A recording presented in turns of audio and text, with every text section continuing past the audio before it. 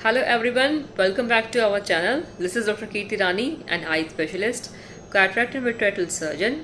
आज की वीडियो में हम बात करने वाले हैं बारिश के मौसम में होने वाली आंखों के इन्फेक्शन के बारे में।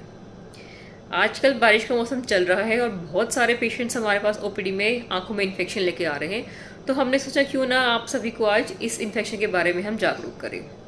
आंखों में इन्फेक्शन जो होता है नॉर्मल लैंग्वेज में हम बोलते हैं कि हमारी आंख आ गई है, आंख दुखनी आ गई है, या फिर हम इसको इंग्लिश में कंजक्टिवाइटिस भी बोलते हैं। तो डॉक्टर की लैंग्वेज में हम इसको कंजक्टिवाइटिस बोलते हैं। मोस्टली इस मौसम में जो कंजक्टिवाइटिस होता है वो वायरल इन्फेक्शन की वजह से होता है, तो इसलिए हम इसको वायरल कंजक्टिवाइटिस बोलते हैं। जिस तरह से आप लोगों ने देखा हो कि बारिश के मौसम में वायरल इन्फेक्शन बहुत ज़्यादा होता है, वायरल फीवर बहुत ज़्यादा होता है लोगों को, वायरल फ्लू बहुत ज़्यादा होता है जिसकी वजह से लोगों में खांसी जुकाम बहुत कॉमन होता है इस मौसम में, उसी तरह से आंखों के अंदर भी वायरल इन्फेक्शन इस मौसम में बहुत कॉमन होता है, जिसको हम वायरल कंजक्टिवाइटिस या फिर आंख दुखनी बोलते हैं। तो सबसे पहले हम वायरल कंजक्टिवाइटिस के लक्षण के बारे में जानते हैं। तो जब भी आपको वायरल कंजक्टिवाइटिस होगा तो आपकी आंख लाल हो जाएंगी, आंखों में से पानी बहुत ज़्यादा बहना शुरू हो जाएगा, आपको एक फॉरेन बॉडी सेंसेशन या फिर आंख में कुछ गिर गया है इस तरह की सेंसेशन आपको आएगी, और किसी किसी केस में बहुत ज़्यादा दर्द भी होता है आंख के अंदर और देखने में भी परेशानी होती है आप। तो ये सभी सिम्टम या फिर लक्षण होते हैं वायरल कंजक्टिवाइटिस के। और अगर आपको साथ में आंखों में से कीचड़ भी आना शुरू होगा जो कि येलो कलर का है, तो इसका मतलब साथ में बैक्टीरियल इन्फेक्शन भी हो गया। अब हम इसके इलाज के बारे में बात करेंगे। सबसे पहले तो आपको कम से कम दिन में 3 से 4 बार ठंडे पानी से या बर्फ़ के पानी से सिकाई करनी होगी।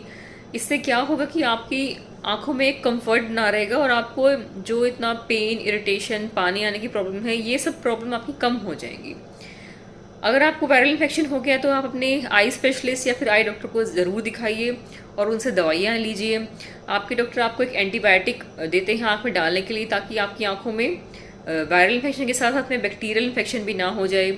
इसके अलावा आपके डॉक्टर आपको कुछ लुब्रिकेंट आई ड्रॉप देंगे जो कि हमारे एक नॉर्मल टीयर की तरह काम करता है, आंसू की तरह काम करता है, जो कि आपको आंखों में जो आपको इरिटेशन हो रही है, डिस्कम्फर्ट हो रहा है, उसको कम करेगा। इसके अलावा कुछ माइल्ड स्टेरॉइड्स भी देते हैं आपको आंखों में डालने के लिए, ताकि आपकी आंखों का डिस्कम्फर्ट जो है इतना वो कम हो जाए। अब बात करते हैं कि अगर आपको आंखों में वायरल इन्फेक्शन हो गया है तो इसको ठीक होने में कितना समय लगता है। तो मोस्टली जब भी आपको वायरल इन्फेक्शन होता है तो शुरू के 7 दिन के अंदर ये इन्फेक्शन जो होता है बढ़ता है और फिर 7 दिन के बाद धीरे धीरे कम होना शुरू हो जाता है।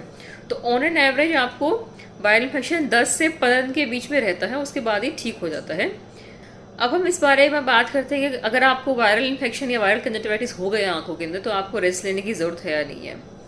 तो मोस्टली जब भी वायरल इन्फेक्शन होता है कि आंख के अंदर तो आप कंफर्टेबल नहीं होते काम करने के लिए, स्पेशली अगर आपका स्क्रीन पे या लैपटॉप पे बहुत ज़्यादा काम है ऑफिस में, तो वो कंफर्टेबल नहीं रहता है, क्योंकि आपको आँख खोलने में दिक्कत होती है, आपको कई बार देखने में भी दिक्कत होती है और कई बार तो इतना दर्द होता है आँख के अंदर कि आप आँखों को खोल ही नहीं पाते हैं।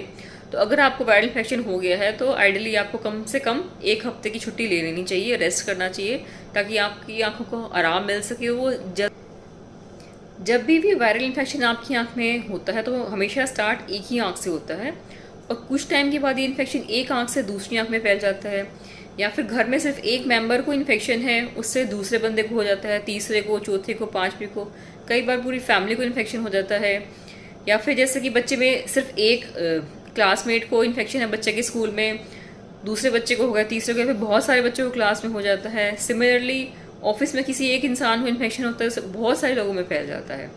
तो ऐसा क्यों होता है और इसका हम बचाव किस तरह से कर सकते हैं? सबसे इंपॉर्टेंट चीज़ इस इन्फेक्शन में यही होती है। तो अगर आपको अभी सिर्फ एक आंख में इन्फेक्शन है तो आप ये कोशिश करिए कि दूसरी आंख को टच ना करिए अननेसेसरी। जिस आंख में इन्फेक्शन है सिर्फ उसी में दवाइयाँ डालिए, सिर्फ उसी आंख को टच करिए एक बार में, दूसरी को टच नहीं करेंगे।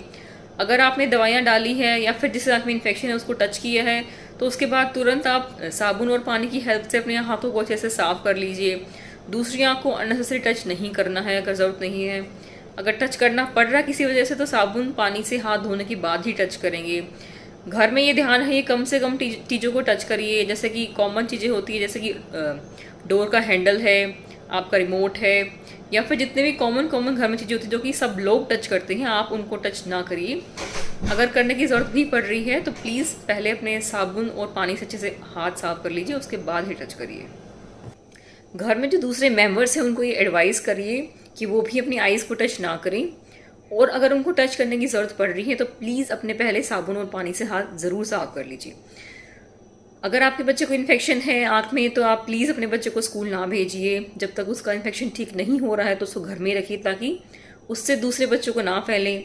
अगर आपको खुद को इन्फेक्शन है तो प्लीज़ ऑफिस में जाना अवॉइड करिए, ताकि दूसरे लोगों को आपसे इन्फेक्शन ना हो जाए।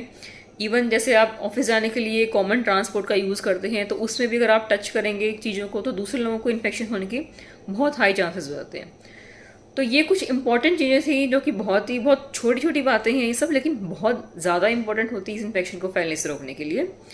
क्योंकि ये इन्फेक्शन अगर हो जाता है तो कई बार ऐसा भी होता है कि आँख की जो पुतली होती है उसमें भी ये इन्फेक्शन आ जाता है, और इस केस में कई महीनों से लेके 1 साल तक लग जाता है पेशेंट को ठीक होने में, और कई बार 1 साल के बाद भी दवाइयाँ डालनी पड़ती हैं, 1 साल के बाद भी डिस्कम्फर्ट रहता है इसके अंदर। हालांकि ऐसा देखने लंबे केसेस कम ही मिलते हैं, लेकिन जब भी मिलते हैं लोग बहुत परेशान होते हैं। तो आपको इन्फेक्शन ना हो, आपकी आंखों में परेशानी ना हो, तो प्लीज़ इन टिप्स का आप फॉलो करिए। तो ये सब इम्पोर्टेंट बातें थी जो मैं आपके साथ आज की वीडियो में शेयर करना चाहती थी। अगर आपको ये वीडियो अच्छी लगी हो तो प्लीज़ अपने रिलेटिव्स और फ्रेंड्स के साथ में शेयर करिए, ताकि वो भी इसका फ़ायदा उठा सकें। तो यहीं पे हम आज की वीडियो समाप्त करते हैं। अगर आपको ये वीडियो यूज़फुल लगा हो तो प्लीज़ अपने फ्रेंड्स और अपने रिलेटिव्स के साथ में शेयर करिए, ताकि वो भी इसका फ़ायदा उठा सकें। और अगर आपको ये चैनल पसंद आया हो तो प्लीज़ इस चैनल को सब्सक्राइब करिए, ताकि इन फ्यूचर भी आपके पास ऐसी यूज़फुल वीडियो की नोटिफिकेशन मिलती रहे। So we will see you all next Tuesday, next week. Till then, take care of your precious eyes. Thank you everyone for watching this video. Thank you.